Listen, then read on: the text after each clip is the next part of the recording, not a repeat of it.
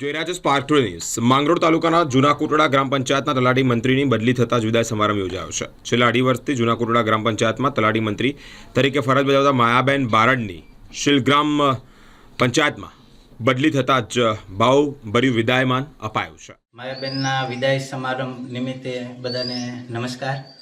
2.5 વર્ષની માયાબેનની કામગીરીમાં બહુ માયાબેનની સંતોષકારક અને એક લાગણીસભર સ્વભાવ અને ખૂબ એણે ગામને સહકાર આપ્યો। કામ પણ બહુ વ્યવસ્થિત અને એક સરસ મજાનું એણે કામ કર્યું અને સદા એની વિદાય સમયે આપણે થોડુંક દુઃખ તો થાય છે, પણ હવે સરકારના નિયમ મુજબ જો વિદાય એને મળતું હોય, ભાઈ બીજી જગ્યાએ બદલી મળતી હોય તો એ થોડીક દુઃખની લાગણી તો છે। જૂના નવા કોટડા ની અંદર અમારી એક વહાલી દીકરી માયાબેન બારડ જે તલાટી કામ મંત્રી તરીકે બંને ગામની જે એણે ફરજ અદા કરી છે, જે એને કામગીરી એક દીકરીની જેમ એક બેનની જેમ એણે જે ફરજ અદા કરી છે અને અચાનક એમની બદલી થતાં આજે એનો વિદાય સમારંભ ગોઠવવામાં આવ્યો છે। સાથે સાથે થોડુંક દુઃખ પણ થાય છે કે અમારા ગામને એક સારા તલાટી મંત્રી મળ્યા હતા, સારી કામગીરી હતી। 2.5 વર્ષની અંદર કોઈનું દિલ દુખાણું નથી, 2.5 વર્ષની અંદર કોઈનું કામ નથી રહ્યું।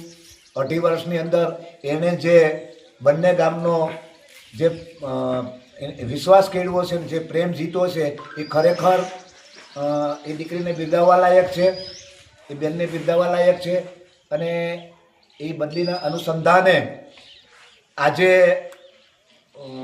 બેનનો વિદાય સમારંભ ગોઠવવામાં આવ્યો છે। થોડુંક આપણને દુઃખ થાય છે કે એક સારા એવા કર્મચારી આપણા ગામમાંથી બદલી થઈ અને વિદાય લે છે, પરંતુ સરકારના જે નીતિ નિયમો પ્રમાણે સરકારી ગવર્મેન્ટ સર્વન્ટની બદલી તો થતી જ હોય છે અને જે જગ્યાએ એને જે જગ્યા ફાળવવામાં આવી છે એ જગ્યાએ જવું પડે।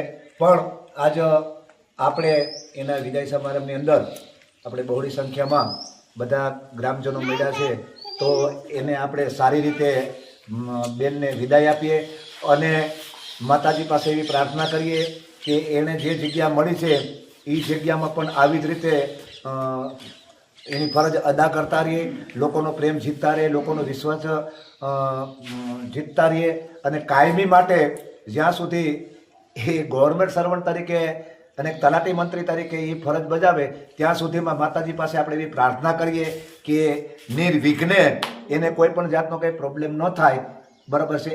એવી આપણે માતાજી પાસે પ્રાર્થના કરીએ। અસ્તુ, જય હિન્દ, જય ભારત।